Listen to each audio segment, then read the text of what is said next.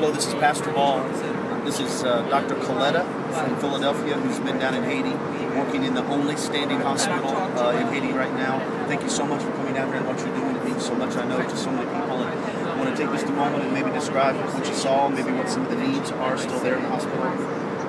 Sure, I'm a general surgeon from Philadelphia, and I've been working in Guadeloupe the last 3 years in a clinic, so I kind of knew the need based on the country and the magnitude of the disaster. Came down on my own, ended up at the community hospital of Haiti, and spent a good part of last week there, the only standing hospital in Port-au-Prince.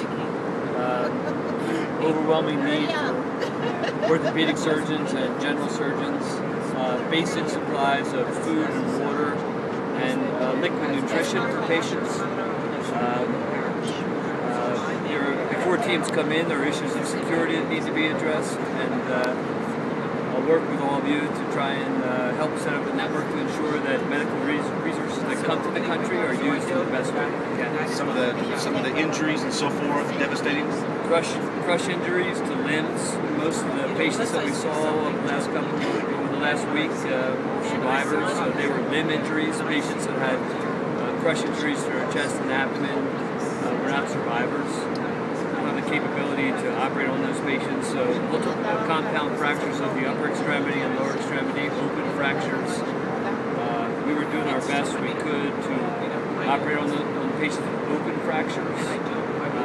Those with closed fractures, when I left on Wednesday, still required surgery and a great deal of post-operative care. So there's a need for general surgeons to manage the post-operative care of nutrition, hydration, mobilization, preventing infections. And there's a great need for nurses who can do basic surgical nursing, dressing changes, and in the next month, huge need for rehabilitation nurses and rehabilitation specialists, crutches, walkers, people who understand how to take amputees and teach them how to function without limbs.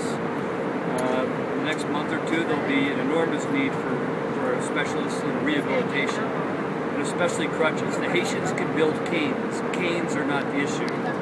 They'll build an industry around canes, but crutches and walkers, and people who understand how to take people with crushed limbs and teach them how to live again will be very important. Thank you, Dr. Coletta. We really appreciate what you're doing, and it's just so moving to see so many people from the States and all around the world coming to help with this Haitian people. God bless all of us, and God bless the Haitian people.